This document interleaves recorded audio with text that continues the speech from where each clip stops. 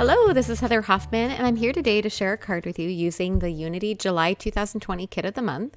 It's a little bit of a different feeling card than what I tend to make pretty clean and simple designs, and this is a little more grungy and rustic and vintage, but I had a lot of fun doing it. So I'm going to go ahead and get started here. I went ahead and used that large ice cream image. I love how it's really too large even for an A2 card. It's great for slimline cards.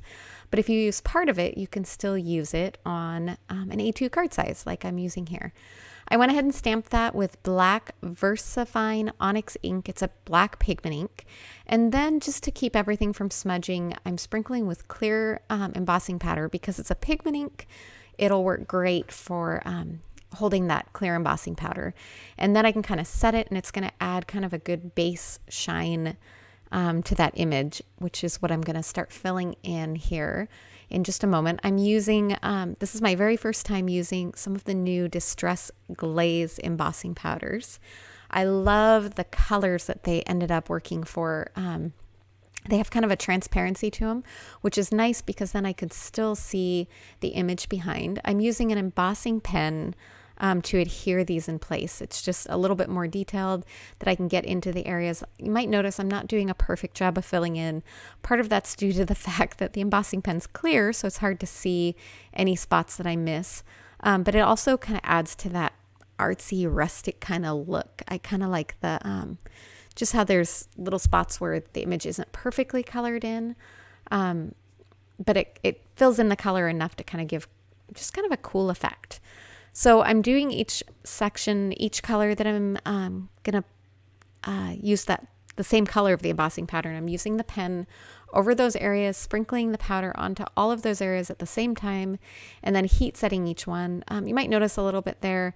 I don't know if it was loose powder that I had on the edge of that border between the two, or if it was just that the ink hadn't fully set. But when I ran my embossing pen, I did get a little bit of yellow smudges on that far right-hand side. I really didn't notice it once I got the embossing powder on there, but I noticed that in a lot of the areas. So again, I don't know if there were a few little stray bits of embossing powder or just that wet pen kind of reactivated and kind of smudged it around a little bit.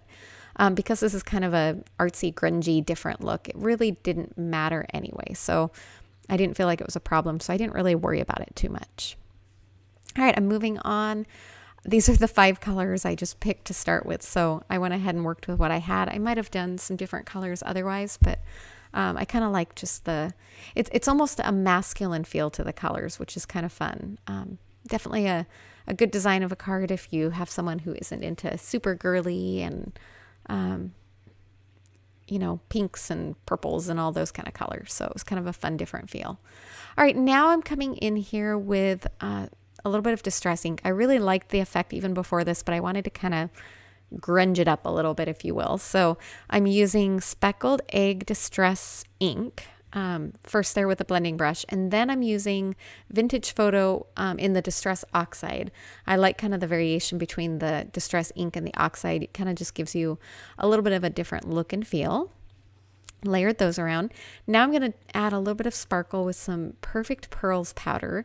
I put a little just on a clear block there, and I'm mixing with water with my paintbrush, and then just adding splatters all over the hard design or the whole design. It's a little hard to see these.